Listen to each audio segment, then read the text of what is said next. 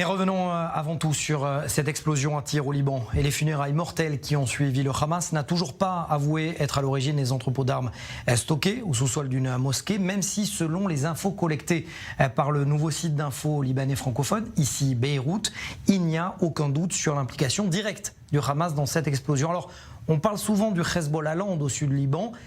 Bonjour, Général Dominique Trinquant. Est-ce que vous êtes surpris, Général, de voir que cette fois, c'est le Hamas qui s'illustre?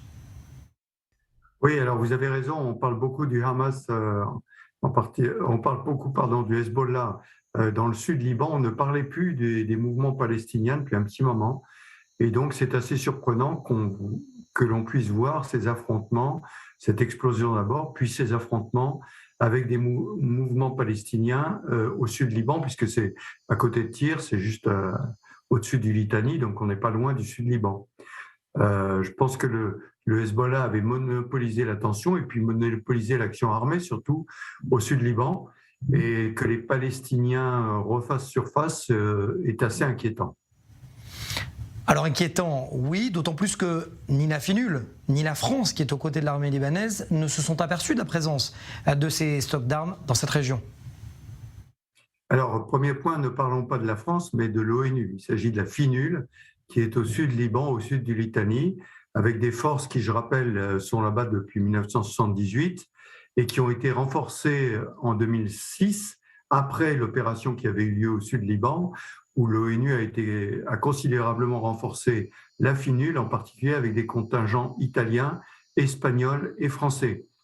Donc vous avez raison, la présence entre le Litanie et la frontière israélienne de cette FINUL a pour objet d'empêcher le Hezbollah d'intervenir. Alors maintenant, on est en train de parler de Tyr. Tyr, c'est en dehors de cette zone-là. Les camps palestiniens ne sont pas surveillés du tout par la FINUL. Donc c'est ceci qui est inquiétant aujourd'hui, c'est qu'il y ait une nouvelle activité qui échappe à la FINUL puisque ça n'est plus dans sa zone et qui concerne les Palestiniens qui depuis plusieurs années étaient assez silencieux dans cette zone.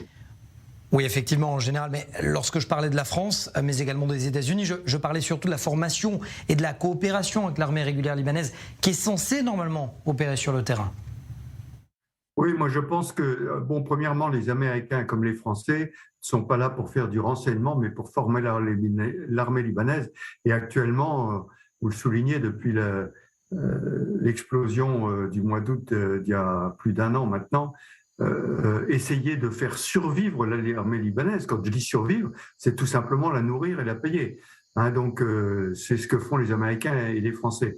En revanche, vous avez raison, compte tenu du chaos qui existe actuellement au Liban, il est probable que les mouvements palestiniens sont passés en dessous des radars pour se concentrer sur le Hezbollah et non pas sur les mouvements palestiniens. Donc, vous savez, le renseignement, c'est une constante à maintenir et probablement que cette constante n'a pas été maintenue dans le chaos actuel au Liban.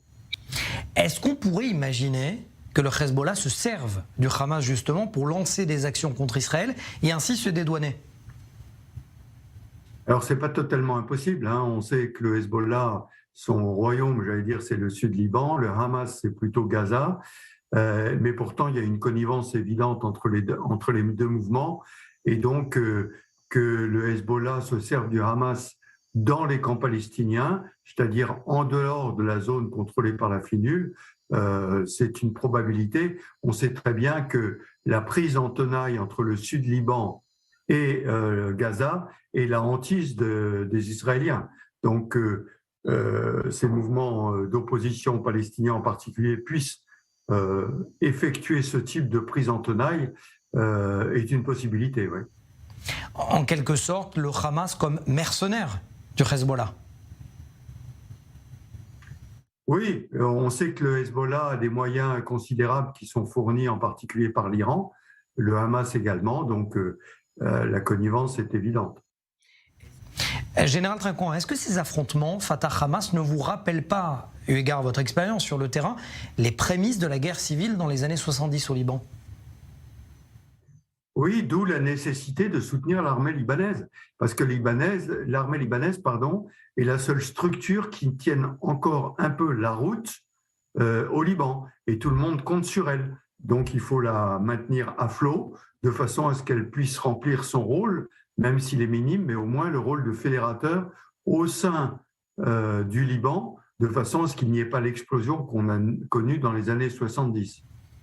Donc si je lis entre les lignes de ce que vous dites, si l'armée libanaise craque, c'est le Liban qui s'écroule totalement. C'est ce que tous les observateurs disent sur le Liban. Aujourd'hui, c'est l'armée libanaise qui tient encore à peu près une unité au Liban. Alors dernière question, Général Trinquant, on sort du Liban pour parler de la Syrie, pour évoquer ces frappes attribuées à Israël contre les stocks d'armes chimiques de Bachar al-Assad, qui était censé les avoir détruits en 2013. Question simple, est-ce que le président syrien se moque de la communauté internationale? Ce qu'il y a de certain, c'est que Bachar al-Assad, avec l'aide de la Russie, a gagné sa guerre en Syrie. Gagné de façon assez dramatique, hein, c'est un champ de ruines actuellement la Syrie, mais donc il a gagné. Et donc il doit préparer la phase suivante, qui est une menace contre son régime. Donc ayant été vainqueur et soutenu par l'Iran et par la Russie, qu'il veuille reconstituer des stocks d'armement, donc des armements chimiques, c'est une possibilité. Maintenant, tout ceci, pour l'instant, repose sur du renseignement israélien qui nécessite d'être confirmé, ce qui n'est pas le cas pour l'instant. Effectivement, il va falloir attendre. Merci, Général Trinquant, d'avoir été avec nous. Merci, au revoir.